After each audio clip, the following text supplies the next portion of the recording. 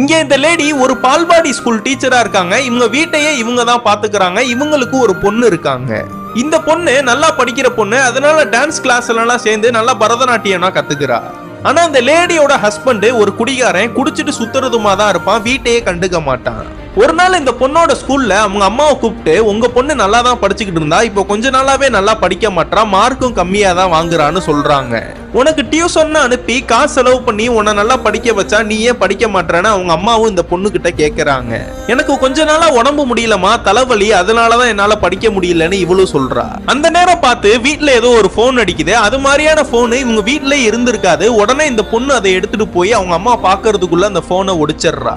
உடனே இந்த அம்மாவும் அவங்க பொண்ணு கிட்ட போய், ஏதாச்சும் பையன் கிட்ட நீ பேசுறியா? அப்படி பேசணும்னா என்கிட்ட சொல்லு, நான் அந்த பையன் கிட்ட பேசி படிக்கிற வயசுல இதெல்லாம் எதுக்கு பண்றீங்கன்னு புரிய வைக்கிறேன்னு சொல்றாங்க. அதுனா ஒண்ணுமே இல்ல, நீ எதுவும் குழப்பிக்காதன்னு சொல்லி அவங்க அம்மா கிட்ட இந்த பொண்ணு சொல்லிடுறா. அந்த ஒடிஞ்சு போன போனை எடுத்துட்டு போய் சரி பண்ண முடியுமான்னு கேக்குறாங்க. அவங்க பார்த்துட்டு இதை சரி பண்ண முடியாதுன்னு சொல்லிடுறாங்க. ஒரு புது போனை வாங்கி அதுல இருக்கிற சிம்ம மட்டும் இதுல போட்டுடுறாங்க. இப்படின்னா இருக்கிறப்ப ஒரு பையன் இந்த பொண்ணு கிட்ட வந்து, நான் போன் பண்ணா நீ ஏன் எடுக்க மாட்டற, போன் பண்ணாலும் உனக்கு போக மாட்டேதுன்னு கேக்குறான். இதுக்கு இந்த பொண்ணும், எங்க வீட்டுல தெரிஞ்சிருச்சு, எங்க வீட்டுக்கு தெரிஞ்சா பிரச்சனையாயிரும், இதெல்லாம் செட் ஆகாதுன்னு சொல்லி கிளம்பிடுறா. இந்த அம்மாவும் அவனோட Facebook ஐடியா கண்டுபிடிச்சு அதுல இருக்கிற நம்பரை எடுத்து வாட்ஸ்அப்ல டைப் பண்ணி நீ யாருன்னு கேக்குறாங்க. நீ எதுக்கு என் பொண்ணுக்கு போன் நான் வாங்கி தந்திருக்க, நீ யாருன்னு கேக்குறாங்க. நான் சும்மா தான் வாங்கி தந்தேன், நம்ம 2 பேரும் ஒரு நாள் நேர்ல மீட் பண்ணலாம், அதுக்கப்புறம் நான் என்னங்கறத சொல்றேன், நீங்க வாங்கன்னு கூப்பிடுறான். இந்த லேடியும் அடுத்த நாள் போய் அந்த பையனை மீட் பண்றாங்க. நான் உங்க பொண்ணு கிட்ட பேசணுங்கிறதுக்காக அவகிட்ட நான் பேசல, உங்ககிட்ட பேசணுங்கிறதுக்காக தான் உங்க பொண்ணு கிட்டே நான் பேசினேங்கிறத சொல்றான்.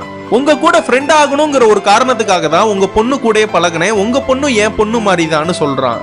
இதுக்கப்புறம் தான் என் மனசே ரொம்ப நிம்மதியா இருக்குன்னு இவங்க சொல்றாங்க. இவங்க வீட்டுக்கு போனதுக்கு அப்புறம் கூட இவங்களுக்கு மெசேஜ் பண்ணிட்டே தான் இருக்கான். இதுக்கப்புறம் எனக்கு நான் மெசேஜ் பண்ணாதன்னு அவங்களும் கட் பண்ணி விட்டுறாங்க. ஒரு நாள் இந்த லேடியோட ஹஸ்பண்ட் குடிச்சிட்டு நடு ரோட்ல கிடக்குறான். இதனா பார்த்த இவன் தான் அவங்களுக்கு கால் பண்ணி அவங்கள கூப்பிட்டு அவங்க கூட ஆட்டோல ஏத்தி விடுறான். இதனா பார்த்த அந்த லேடியும் இவன் மேல இம்ப்ரெஸ் ஆயிடுறாங்க. இந்த லேடியும் அவனுக்கு கால் பண்ணி ரொம்ப தேங்க்ஸ்னு சொல்றாங்க. அதுக்கு அவன் தேங்க்ஸ்னா வேணா, எனக்கு உங்களை ரொம்ப பிடிச்சிருக்குன்னு சொல்லிடுறான். நீங்க கஷ்டப்படுறது எனக்கு தெரியுது, நான் உங்களை நல்லா பார்த்துப்பேன்னு சொல்றான். அதுல இருந்தே இந்த லேடியும் அவன் கூட பழக ஆரம்பிச்சிடுறாங்க.